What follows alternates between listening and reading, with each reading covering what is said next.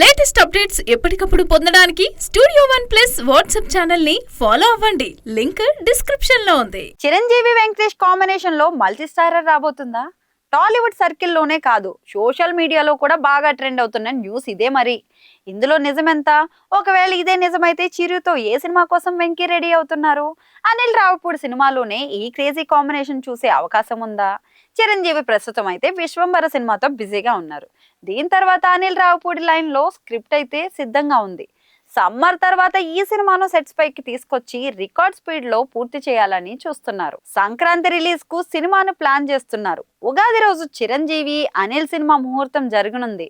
చిరంజీవి ప్రస్తుతం అయితే అనిల్ రావిపూడితో పాటు శ్రీకాంత్ ఓదెల సినిమా కూడా ఓకే చెప్పారు.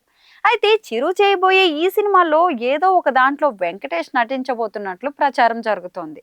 ఈ ఇద్దరు కాంబోలో మల్టీ స్టారర్ పక్కా అనే వార్తలు అయితే బాగా వైరల్ అవుతున్నాయి. పైగా చిరు కూడా వెంకీతో నటించాలని ఉందంటూ గతంలోనే చెప్పారు. చిరంజీవి సినిమాలో వెంకటేష్ అంటే ముందుగా గుర్తొచ్చే దర్శకుడు అనిల్ రావిపూడే. ఎందుకంటే వెంకీతో ఇప్పటికే 3 సినిమాలు చేశారు ఈయన. పైగా చిరు నెక్స్ట్ చేయబోయే సినిమా ఈయనతోనే అంటే ఈ కాంబో కనిపించబోయేది అనిల్ రావిపూడి సినిమాలోనే అంటున్నారు.